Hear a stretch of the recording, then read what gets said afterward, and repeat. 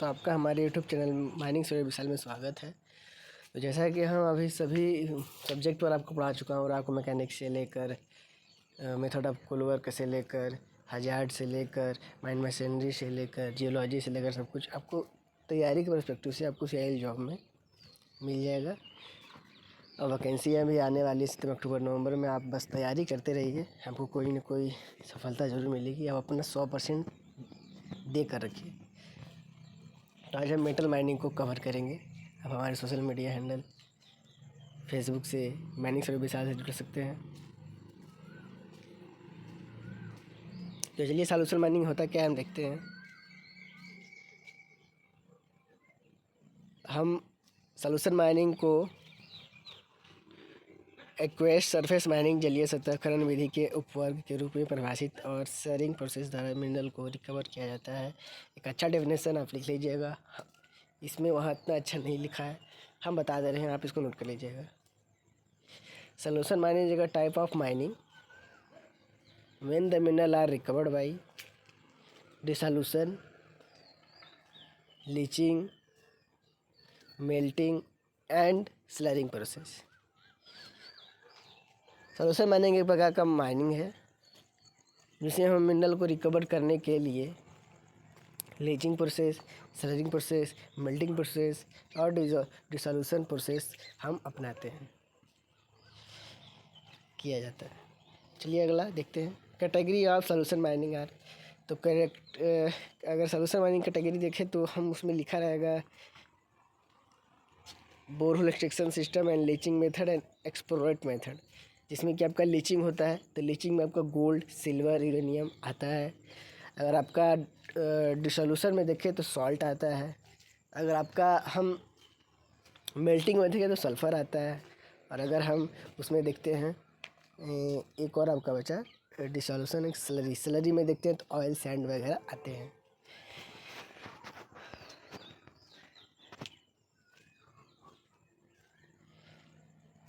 अब इसके बाद हम देखेंगे फ्रेज प्रोसेस क्या होता है, जो कि मैंने अभी बताया। मेल्टिंग तो सल्फ़र, डिसोल्यूशन तो सॉल्टी पोटाश, सरिंग तो ऑयल सैंड वगैरह। फ्रेज प्रोसेस मेल्टिंग, डिसोल्यूशन और स्लरिंग का काम आमतौर पर सिंगल वेल प्रोड्यूसर का उपयोग करके किया जाता है, जिसमें एक प्रत्येक कुआं मतलब एक वेल का मतलब क्या है। इसका एक अच्छा उदाहरण फ्रेज प्रोसेस है। मतलब इसमें कॉन्सेंट्रिक पाइप लगाया जाता है जो कि एक में 3 होते हैं। एक ही साथ 3 को इंजेक्ट किया जाता है, मतलब डाला जाता है। एक का आउटर होता है, एक इनर होता है और एक मीडियम होता है। इसमें high heated water 160 degree Celsius पर डाला जाता है, जिससे कि वाटर जाता है तो सल्फ़र को वो मेल्ट करता है और मेल्ट करने के बाद उसको फोर्स करके ऊपर बाहर निकाल देता है। यह प्रक्रिया हम लोग तब अपनाते हैं जब किसी भी मिनरल को हम अंडरग्राउंड या ओपन कास्ट से निकालना संभव ना होता है, तो हम उसे मेल्टिंग करते हैं, मेल्टिंग की क्रिया। चलिए दोस्तों, तो आगे बढ़ते हैं। यहाँ तक हो गया। इसी में ऐड है कि इस सिंगल वेल में, यह एक सिंगल वेल मेथड है। वेल मेथड में 3 कंसेंट्रिक पाइप होते हैं। सल्फ़र को पिघलाने के लिए डिपॉजिट में सुपर हीटेड वाटर को इंजेक्ट करने के लिए बाहरी पाइप का उपयोग किया जाता है। सबसे आउटर पाइप, मैंने जो भी बोला, आउटर पाइप, फिर इनर पाइप का आपका उपयोग कंसंट्रेटेड एयर को भेजने के लिए उपयोग किया जाता है, बॉटम में फ्लो करने की अनुमति देता है। जहाँ यह इनर पाइप को मिडिल पाइप के बीच एनुलस के माध्यम के ऊपर की ओर बहती हुई इसके साथ पिघला हुआ सल्फ़र लेती है। मैंने बोला 3 पाइप होती है। एक में हम कंप्रेस्ड एयर भेज रहे हैं, इनर वाले में, आउटर वाले में पानी, फिर इसको इंजेक्ट करते हुए बाहर उसको एनुलस पाइप से उसे बाहर फोर्स फ्लो करा के बाहर निकाल देता है। फ्लो मुख्य रूप से वाटर और एरेटेड सल्फ़र के बीच डेंसिटी में अंतर से उत्पन्न होता है। इसे अक्सर एयर लिफ्ट सिस्टम के नाम से भी जाना जाता है। ये भी याद रखिएगा, अगर पूछ देता है एयर लिफ्ट या सिंगल एंटिटी बोरहोल मेथड या बोलता है फ्रेज मेथड, तो हम ये सारे चीज़ों में इसको हम लिखेंगे। समझ में आ गया। इसमें सारा खेल एक पाइप का है, इंजेक्ट पाइप का 3 पाइप, एक कंप्रेस्ड एयर का है और एक आपका, जैसे कि आपको डायग्राम बना के दिखा दे रहा हूँ, एक कंप्रेस्ड एयर का है और एक आपका एक कंप्रेस्ड एयर का, एक हीटेड वाटर का और एक इसमें फोर्थ फ्लो से निकल रहा है। जैसे कि इसमें एक आपको इसमें से हो नहीं पा रहा है, तो देखिएगा। इसमें आपको यहाँ डायग्राम दिखाया गया है, वैसे मैं आपको दिखाई दे रहा हूँ। यहाँ देखिए 3 पाइप है, एक पाइप ये यहाँ कंप्रेस्ड एयर है और ये दूसरा वाला आपका है सल्फर मोल्टेन मतलब हीटेड वाटर। ग्राउंड लेवल है ये ग्राउंड लेवल, ये ग्राउंड लेवल, ये ग्राउंड लेवल आपका शो कर रहा है। यहाँ वो कंप्रेस्ड एयर हो जाएगा, ये वाला आपका सुपर हीटेड वाटर वहाँ होता है। और यहाँ पे आपका हो जाएगा फोर्थ फ्लोटेशन, जो भी आपका होता है। ये आउटर हो गया, ये इनर, सेंटर हो गया पाइप, और ये इनर हो गया जो बीच कंप्रेस्ड वाला है। Sulphur deposit, molten sulphur. Requirement में से क्या क्या पड़ेगी, कुछ ना कुछ रिक्वायरमेंट पड़नी चाहिए इसमें। तो large deposit more than 5% sulphur melting. अगर लार्ज डिपॉजिट 5% सल्फर उसमें मेल्टिंग है तभी हम मतलब मेल्टिंग करेंगे। लार्ज डिपॉजिट 5% से ज़्यादा होना चाहिए। Large deposit more than 5% sulphur melting. दूसरा है एडिकेट और चीप वाटर। एडिकेट और चीप वाटर की आवश्यकता पड़ेगी। तीसरा, हीटिंग के लिए फ्यूल की कम लागत। हीटिंग के लिए फ्यूल की लागत कम लगेगी।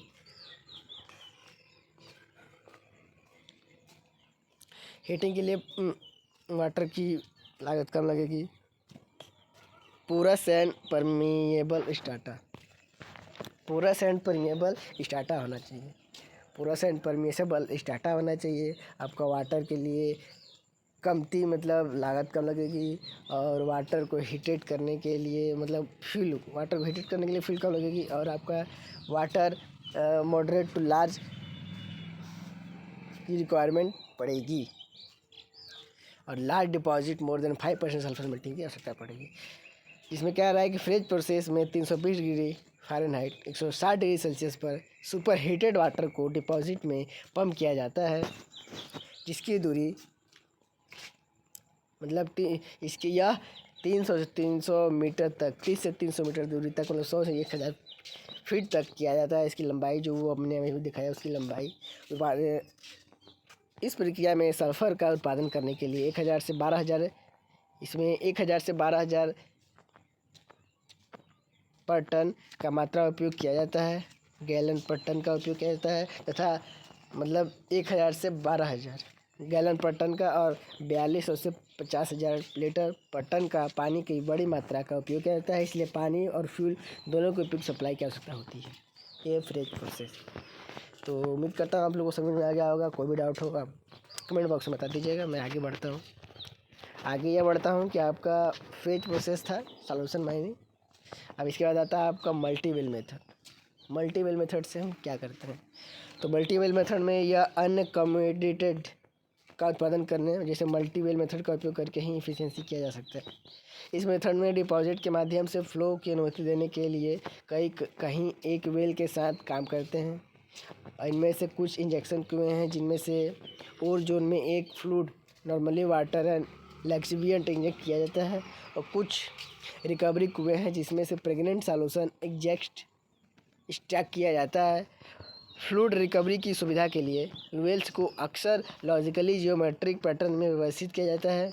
यह फील्ड अच्छी तरह से मॉनिटरिंग वेल से घिरा हुआ रहता है, ताकि यह सुनिश्चित किया जा सके उपयोग किए गए केमिकल एजेंट आसपास के सेडिमेंट्स में नहीं बसते हैं, जहां उनके पर्यावरणीय परिणाम हो सकते हैं।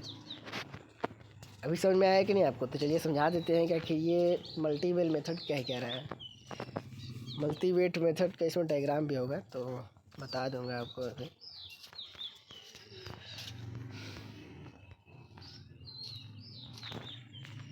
मल्टीवेल मेथड में यह कह रहा है कि हम कोई सी भी वस्तु, जैसे गोल्ड हो गया, सिल्वर हो गया, यूरेनियम हो गया, उसमें हम लीचिंग प्रोसेस से उसको लीचिंग प्रोसेस से क्या ही निकालेंगे, मतलब मल्टीवेव में जिसमें हम उसमें एक साथ 3 पाइप डाल रहे थे, इसमें हम अलग अलग 3 पाइपों को या उससे मिनी ज़्यादा मात्रा में हम बोरहोल करके मिनरल को रिकवर करते हैं, और यह एफिशिएंसी के साथ किया जा सकता है।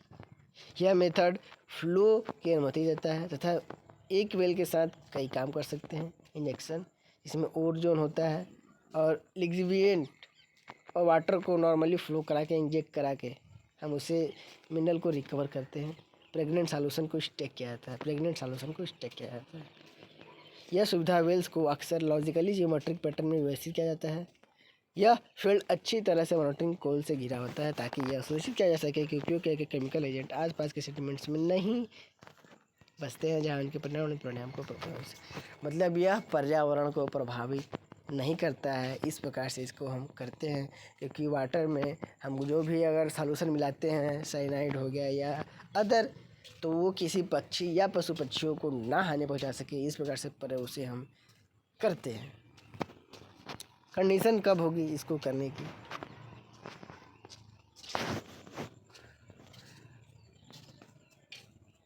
पहला कह रहा है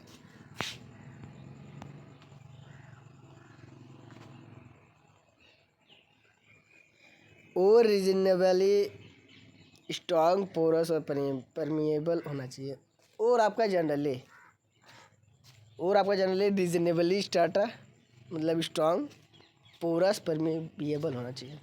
आपका जो भी वो है और है आपका, और पोरस होना चाहिए, परमिएबल होना चाहिए, पोरस एंड परमिएबल। दूसरा ओवरलाइंग और अंडरलाइंग स्टार्टा होना चाहिए।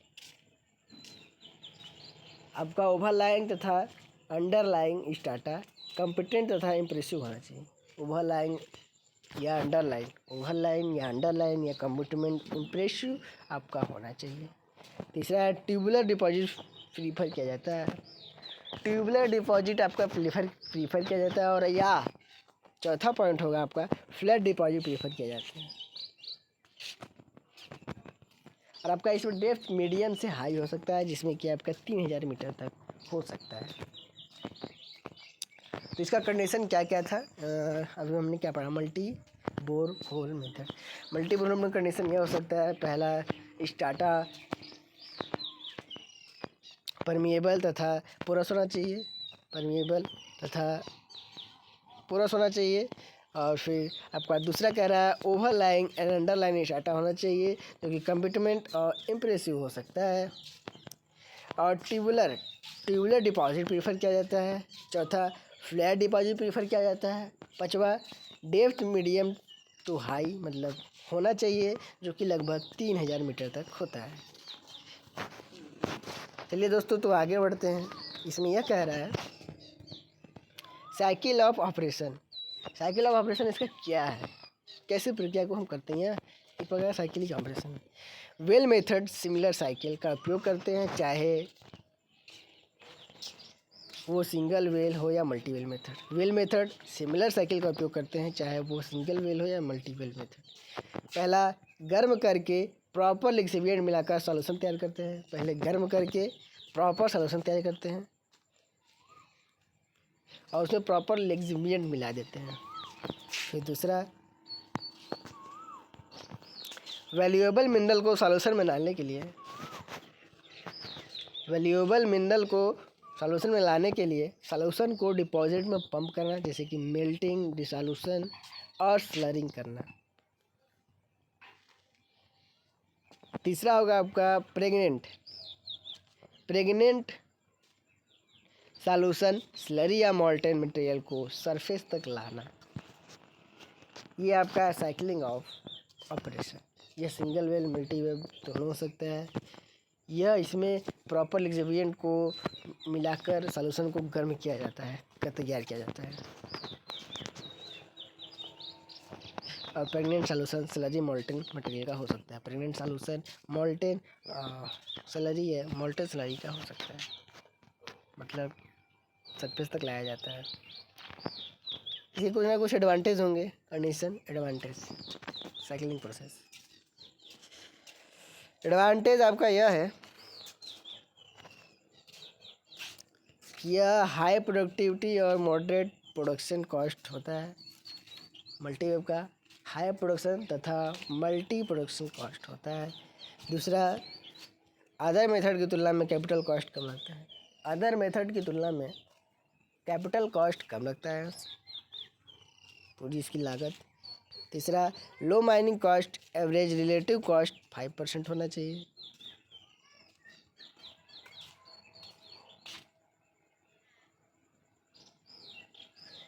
चौथा डीप और लो ग्रेड ओ डिपॉजिट के लिए एप्लीकेबल है। डीप डीप लो ग्रेड के लिए ये अप्लीकेबल है, और डीप डिपॉजिट के लिए, डीप और लो ग्रेड और डिपॉजिट के लिए ये अप्लीकेबल है।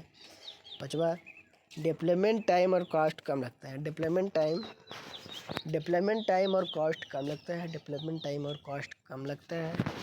आपका है छठवा है कंटिन्यूअस ऑपरेशन। इसमें हम कंटिन्यूअस ऑपरेशन जारी रख सकते हैं। सातवां है ब्रेकेज, मतलब तोड़ना आवश्यक नहीं है किसी भी चीज़ को। आठवां, सरफेस एरिया को कम डिस्टर्ब करता है। सरफेस एरिया को कम डिस्टर्ब करता है। डिसएडवांटेज भी इसके कुछ हो सकते हैं, डिसएडवांटेज देख लेते हैं।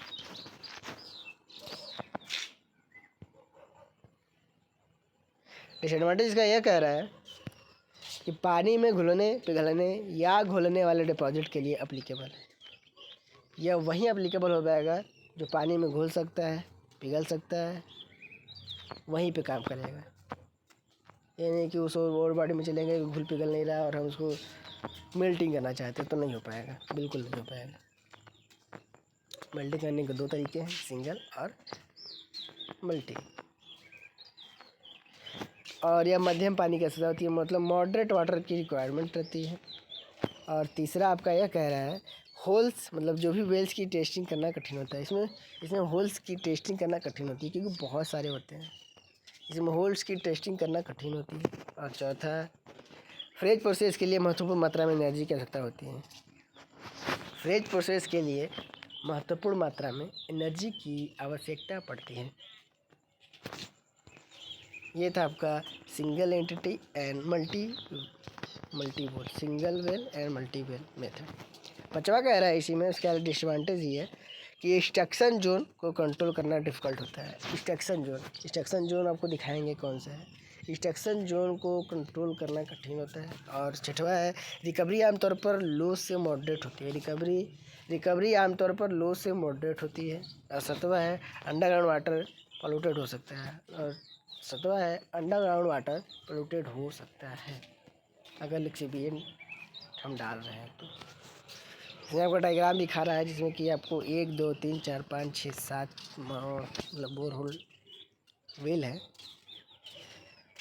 जो बोरहोल लगाए गए हैं। तो मॉनिटरिंग वेल से, इंजेक्शन वेल से, प्रोडक्शन वेल से, मॉनिटरिंग वेल से, दोनों कोनों पर मॉनिटरिंग वेल से, बीच में इंजेक्शन वेल और प्रोडक्शन वेल से।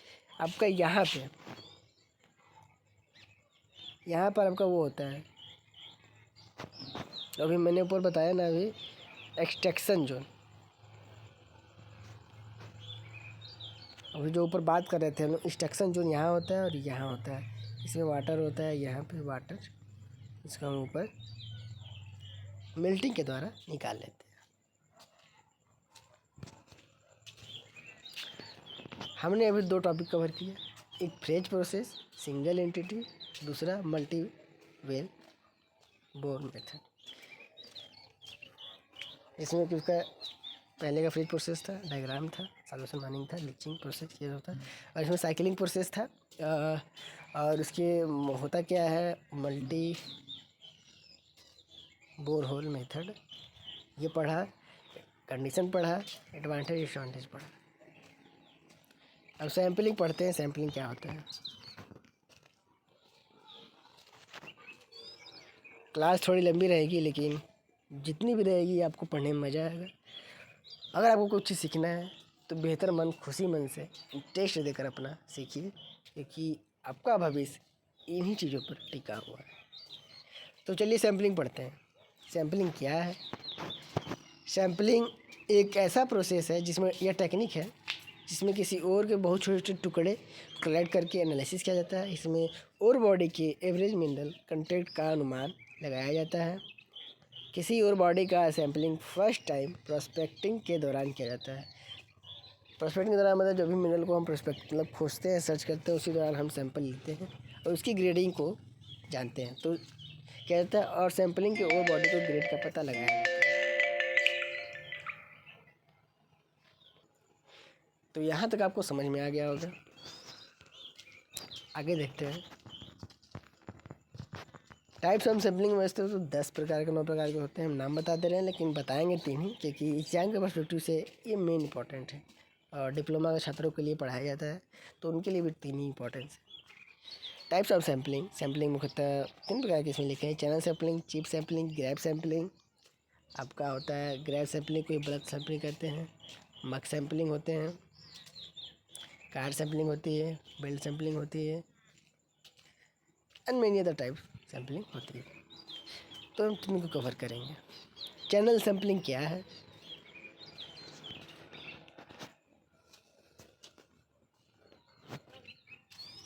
चैनल सैम्पलिंग अंडरग्राउंड माइन में एक और बॉडी के एक्सपोज्ड फेस को प्रत्येक फेस के साथ इंटरवल पर वॉल टू वॉल तक सैंपल लिया जाता है। यह एक फेस पर ग्रूव सैंपलिंग द्वारा किया जाता है जो फ्रेशली एक्सपोर्ड होता है। सैंपल लेने वाला फेस डस्ट, डर्ट और अल्टर्ड ओर से फ्री होना चाहिए। लूज मटेरियल को ब्रशिंग या प्रेशर के साथ वाटर से वॉशिंग करके निकाल लिया जाता है। जहाँ पर फेस वेरी इरेगुलर है वहाँ प्रोजेक्शन को रिमूव करके फेस को स्मूथ बनाया जाता है। एक हैमर और पॉइंटेड मॉइल का उपयोग करके एक ग्रूव को लगभग 5 सेंटीमीटर विड्थ और 3 सेंटीमीटर डीप राइट एंगल पर hang wall to full tower काटा जाता है। 5 सेंटीमीटर मतलब लगभग 6 इंच और 2 इंच गड्ढा, मतलब 5 सेंटीमीटर और 3 सेंटीमीटर। 5 सेंटीमीटर के जो चौड़ा और 3 सेंटीमीटर गहरा हम उसे काटते हैं hang wall to full tower, और उसे section by section plastic sheet पर कलेक्ट किया जाता है और फिर उसे प्लास्टिक या कन्वेक्स सैंपल बैग में रख लिया जाता है। यह है आपका चैनल सैम्पलिंग। चैनल सैम्पलिंग में आपका समय, मैन पावर ज़्यादा लगता है लेकिन एक्यूरेसी ज़्यादा मिलती है। और आपको अभी चीप सैम्पलिंग है जिसमें कि आपको छोटे छोटे फेस में आपको छीनी हथौड़ी से काट के निकालते हैं और सारे सैंपल एक साइज़ के होने चाहिए। इसमें थोड़ा समय कम लगता है और एक्यूरेसी थोड़ी सी डाउन होती है। तो गैप सैम्पलिंग में एक्यूरेसी बिल्कुल थोड़ी सी कम हो जाती है और यह, लेकिन अगर नंबर ऑफ फेसेस ज़्यादा है तो हम गैप सैम्पलिंग का उपयोग करते हैं क्योंकि हमें फास्टली सैंपल लेना होता है और बिल्कुल फाइन साइज सब साइज़ के रहेंगे। और चीप सैम्पलिंग में ग्रिड पैटर्न बनाते हैं, उसके हिसाब से काटते हैं। और गैप सैम्पलिंग में हम मटेरियल को ऊपर से भी लेते हैं और अंदर से लेने के लिए हम जब डंप करते हैं तो ऊपर वाला भाग, नीचे वाला भाग ऊपर आ जाता है, तो फिर ऊपर से हम कलेक्ट कर लेते हैं। ये हैं चीज़ें। तो चलिए चिप सैम्पलिंग देखते हैं क्या है। इस मेथड में क्रॉस कट की वॉल से चिप छोटे छोटे टुकड़े के माध्यम से कलेक्ट करते हैं। जब और बॉडी का हार्डनेस ज़्यादा होता है, जहाँ पर चैनल काटना संभव नहीं रहता, वहाँ पर इस मेथड को अप्लाई करते हैं। इस मेथड में एक छेनी और हथौड़ा का इस्तेमाल करके छोटे छोटे पीसेज में सैंपल को कलेक्ट करते हैं। इस तरह के सैंपलिंग को चिप सैंपलिंग कहते हैं। इस मेथड में सैंपल एक्सपोर्ट फेस से या आउट क्रॉप से लिया जाता है। इसमें एक स्पेसिफिक पैटर्न, रेक्टेंगुलर, स्क्वायर और सर्कल ग्रिड फॉर्म में सैंपलिंग को कलेक्ट करेंगे। ग्रिड स्प्रेड 25 सेंटीमीटर पर एक चिप के बीच लिया जाएगा। जैसा हमने बताया वैसा इसमें लिखा है, कुछ अलग बताया होगा तो आप बताइएगा। ग्रैब सैंपलिंग, जैसा कि मैंने बताया था, ग्रैब सैंपलिंग इस मेथड में हम फेस में जाकर ब्लास्टेड और को ग्रैब करके सैंपल कलेक्ट करते हैं। हम फेस में जाते हैं और ब्लास्ट करते हैं, फिर हम वहाँ से ग्रैब करके सैंपल ले लेते हैं। यह उतना ही एक्यूरेट रिजल्ट नहीं देता, मतलब उतना एक्यूरेसी, मैंने बोला ना एक्यूरेसी नहीं ज़्यादा नहीं होती, यह उतना एक्यूरेट रिजल्ट नहीं देता है क्योंकि सैम्पलर के द्वारा प्रॉपर ब्लास्टेड और फेस से नहीं सिलेक्ट किया जा सकता। इसके बचने के लिए फेस से सैंपल ना कलेक्ट करके माइन टब से कलेक्ट करते हैं, जिससे ब्लास्टेड और मिक्स हो जाता है। यह सैम्पलिंग का सबसे सिंपल मेथड है। आपका अब न्यू टॉपिक आ रहा है जिसमें आपका है हीप लीचिंग। हीप लीचिंग क्या है? यह लीचिंग प्रोसेस है। हीप लीचिंग प्रोसेस का उद्देश्य रन ऑफ माइन या क्रश किए गए और से मेटल को केमिकली घोलना है।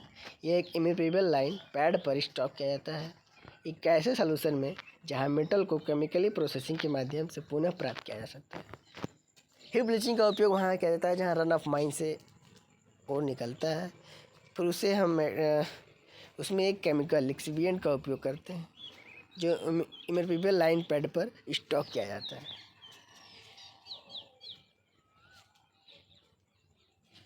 यह एक ऐसा solution metal mining chemical process है जिसमें इसके माध्यम से हम इसे पुनः प्राप्त किया जा सकता है। चलिए दोस्तों आगे देखते हैं हीप लीचिंग हो क्या रहा है और कैसे हो रहा है। इसमें basic component of heap leaching है, जैसे आपका इसमें हीप हो गया, लाइन पैड हो गया, सॉल्यूशन कलेक्शन हो गया, लिक्सिविएंट हो गया एंड पॉन्ड्स हो गया।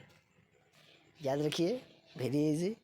हीप हो गया, लाइन पैड हो गया, सॉल्यूशन हो गया, लिक्सिविएंट हो गया, पॉन्ड्स हो गया, प्रेग्नेंट सॉल्यूशन भी बोल सकते हैं। प्रोसेस क्या है इसका, छोटा सा प्रोसेस देखते हैं कि लीच पैड हीप के ओवरऑल फाउंडेशन के लिए लीच पैड एक जनरली वर्ड है जो लीचिंग प्रोसेस के अधीन हो। लैंड अवेलेबिलिटी के आधार पर पैड या तो बड़े रिलेटिव फ्लैट सरफेस पर या टोपोग्राफिकल वैली में बनाए जाते हैं। पैड्स पर लीच सॉल्यूशन का रिसाव और ड्रेनेज ग्रेविटी के द्वारा संचालित होता है। फ्लैट बेड पॉन्ड के लिए आंतरिक जल निकासी को सॉल्यूशन कलेक्शन पॉन्ड में छोड़ा जाता है, इसलिए हीप फिल के अंदर हाइड्रोलिक हीट्स काफ़ी कम होते हैं। तो दोस्तों यहाँ आपका ये लास्ट क्लास ख़त्म हुआ मेटल माइनिंग का यूनिट 5। मैंने इससे पहले यूनिट 2, 3, 4, 5 को कवर करूँगा। इसके लिए धन्यवाद, आप वीडियो में यहाँ तक जुड़े रहें और आगे ही ऐसे अपना सपोर्ट बनाए रखें और नए नए लोगों तक वीडियो पहुँचाएँ, ताकि मुझे भी अच्छा लगे कि नए लोगों तक वीडियो जा रहा है। और आप कमेंट करिए ताकि मुझे पता चले कि आप लोग सच में एक्टिव हो, सच में पढ़ रहे हो। और लाइक करना ना भूलें, चैनल को सब्सक्राइब करें और आगे बढ़ें। धन्यवाद, आपका अपना विशाल हो गया चैनल से जुड़े रहने के लिए। धन्यवाद।